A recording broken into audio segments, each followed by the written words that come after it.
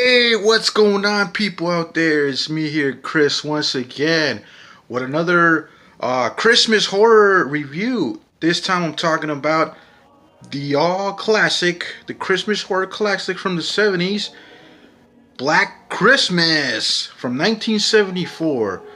Oh man, I always try to watch this movie around this time because it's one of those movies that you have to watch, like, at least for me, like, I feel that I need to watch this movie in the Christmas, near the Christmas season, because it's such a good movie and it never really gets old.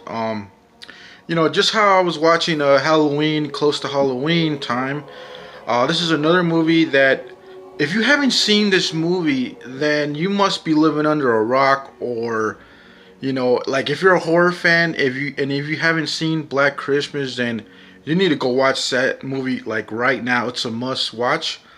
It's one of those timeless movies, and it's one of the first slasher type movies, from the 70s.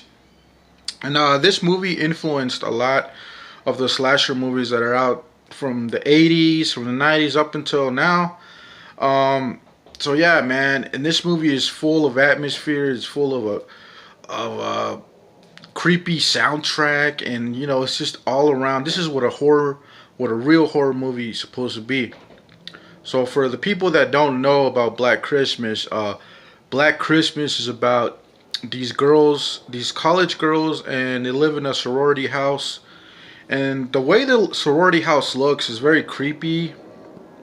It's almost like a character in the movie. So we have these girls, and they're staying in the sorority house, and they keep getting like these obscene prank calls, and the calls are really creepy, and they're very obscene, and like, whoever's making the calls is very psychotic. Is a very, like, there's something wrong with this person, man. Um, Almost as if the person has like a multiple personality disorder. So yeah, so we have this crazy stalker, and nobody knows who it is, or we don't really know any background about the stalker, which is cool, which is kind of like the Halloween thing. Like, we don't really know much about the killer. We just know that he's making these calls. Um, Now, maybe like halfway through the movie, a little bit after halfway through the movie, uh, I almost forgot that there was a really dumb decision made by one of the girls in this movie. Not trying to spoil the movie, but if you haven't seen this movie, just don't watch this part. I don't know, man. Like, I already watched this a billion times, and there's no reason for you to not have seen this movie, but there is a dumb decision in this movie, and I think everybody knows what I'm talking about.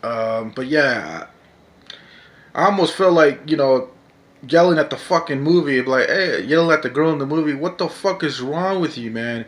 But I think this is what kind of set off the whole trend of, like, dumb decisions and stalker and these horror movies, these slasher movies, that we always see, like, the girl, making the wrong choice. But yeah, but even with all that, man, even with all these things going on, this movie is still creepy to this day, and man, dude, the ending is very reminiscent of Halloween 2, of a Halloween, movie, of the first Halloween movie. And I can't really say anything bad about this, man.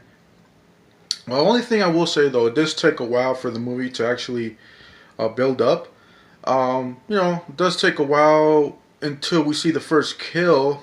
Um, but I think a lot of the movies in the 70s were kind of similar in that way. And I don't know, man. I can't really nitpick, though. This is a classic, and I think everyone should watch this movie.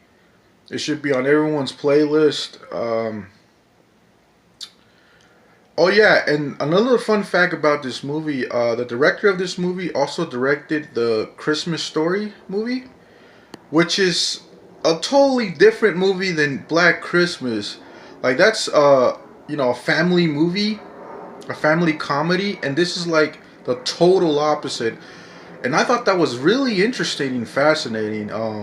But yeah, man, You guys can also watch Christmas Story along with this movie. You guys want, you can watch Black Christmas and then Christmas Story, and you'll be like, "Yo, man, that's a trip, dude." But yeah, man, I guess that's how flexible this director was, man. That's how good he was.